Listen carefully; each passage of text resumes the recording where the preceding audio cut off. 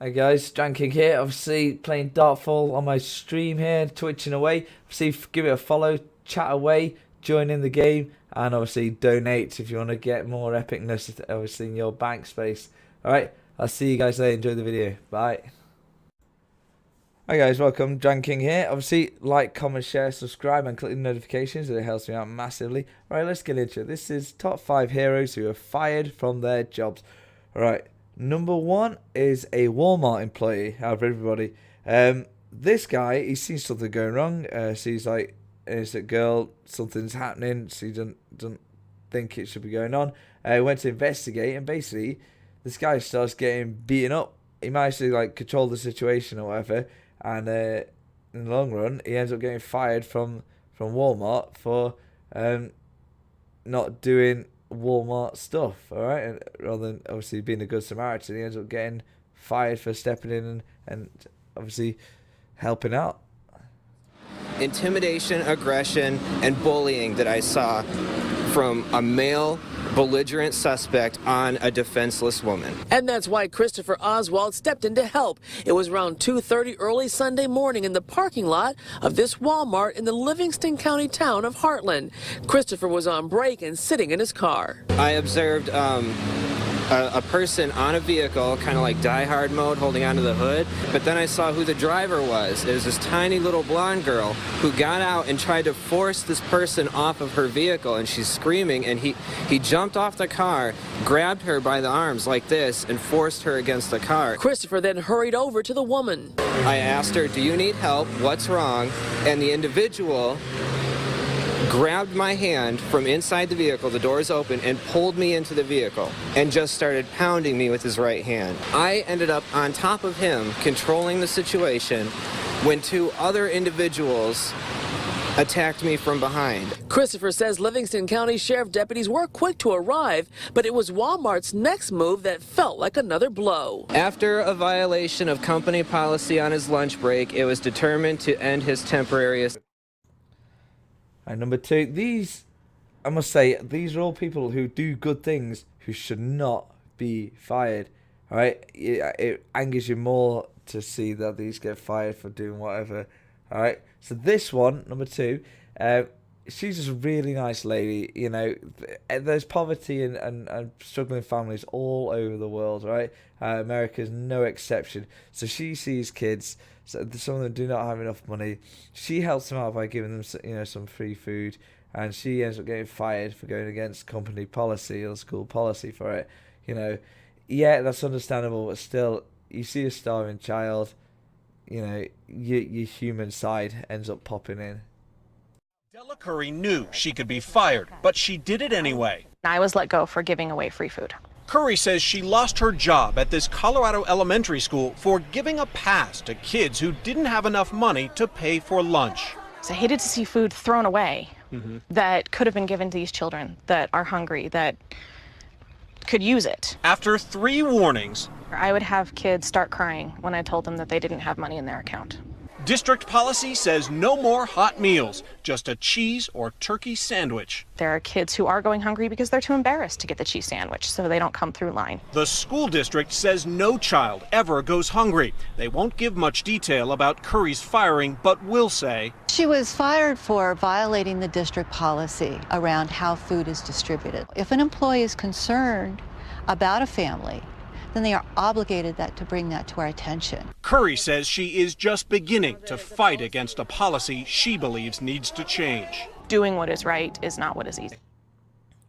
All right, this guy, the college president, or something like that. I can't remember the title, but yeah, he's a high rated guy. He's been in that job over 5 years as his current position. Right, he's got a situation where he sees one of the students who's homeless.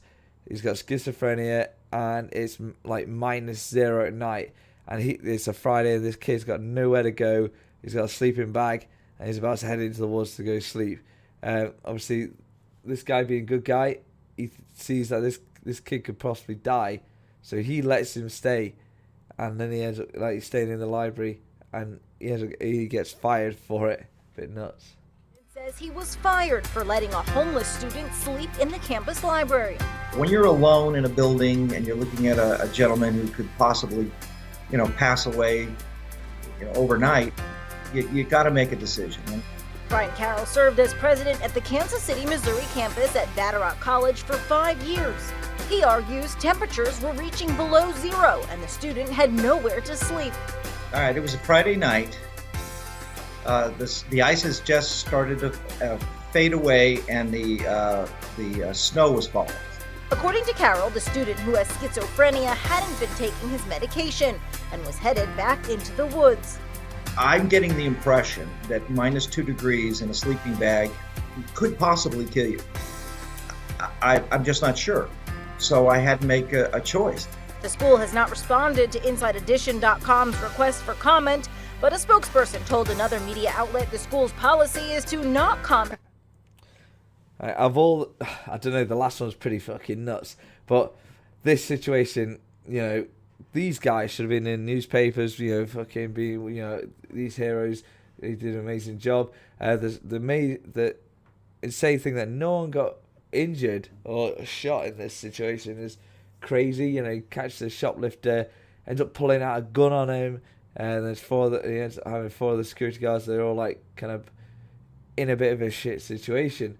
But this guy who you see on the news bit, he ends up stopping him, disarming the guy, and then all 4 of them get fired for it, right? Because obviously the investigation, whoever's investigating, accused them all of lying. Didn't believe the story. So yeah, this will probably annoy you a bit. You are doing your job one day, asset protection, which is what you do. You got a shoplifter who I want our viewers to know turns out to be a convicted felon who had multiple warrants out for his arrest. As far as you know, though, the guy's just shoplifting that day. And what happens? Well, we stopped him for taking a laptop and got him in our office off the sales floor in a secure area. And he surrendered all the merchandise and then backed up and said, I'm leaving.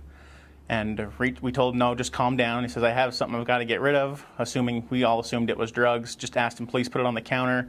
It's all right, not a big deal. He reached in the small of his back, pulled out a handgun, held it down to his side, and cocked the hammer back, pointed at us, and charged into the 3 of us by the door. Oh, my Lord. So you guys fought back. The 4 of you fought back and managed to disarm him? Well, we all threw our hands up, of course, the shock and fear of the weapon that was produced. And then when he came at us, we all got backed up against the door. And he struggled his way through us, got behind my assistant manager, Gabriel Stewart, and had his hand on his shoulder and the gun in the small of his back, and just turned around. And instead of making exit, his back was against the door. He turned and started making threats towards us, saying, don't make me do this, waving the gun around. So I grabbed his wrist and grabbed his shoulder and yanked him out from behind Gabe, and Justin Richens, another one of the asset protection officers, grabbed his right arm, the gun arm, and we spun around in a couple circles, put him up against the wall, and our asset protection coordinator, Lori Polson, reached in and grabbed the handgun and ripped it out of his hands and went back and put it in a drawer in the back of the office. Well, they put us on a week suspension without pay. Didn't tell us what was going on, just all of us, we couldn't talk to each other. A few days later, they called us in and interrogated us in a room and kept accusing us of lying, saying we only want the truth, we only want to know what really happened, and then sent again for another couple days off. Then they called us in and terminated all 4 of us. They say you violated company policy, which allows you to use reasonable force to limit movements of a suspect, but if a weapon comes out, you have to disengage and withdraw. Was that possible? Not really. Okay, last one. This thing is horrendous. Like, her boss deserves fuck all for this. This employee gave her boss a kidney, and her boss did not care, did not give a shit, and ends up firing her not long after the surgery. So if you're not really pissed off at this boss, then wow, something's wrong. But yeah, hideous woman. Stevens was working as an assistant to an executive at the Atlantic Automotive Group, which operates car dealerships on Long Island. Her boss, Jacqueline Bruscia, needed a new kidney. Debbie offered to help in an uncommonly generous way. She became a link in a multiple patient kidney chain, which resulted in a kidney for her boss. I was donated on her behalf so that she could get another one. She could get a good one that matched her perfectly. To be part of that, you're going to get one, you have to give one. Correct. According to Stevens, the only thanks she got from her boss came in an email. Thanks more than I can ever say. No face-to-face visit? I mean, what was I going to do? Say, oh, how come you haven't said thank you? Stevens returned to work 4 weeks later, even before Bruscia. 3 days after coming back, Stevens didn't feel well. No sooner walked in the door of my house and the phone rang and it was her saying, what are you doing? Why are you home? And I'm like, well, Jackie, I don't feel well.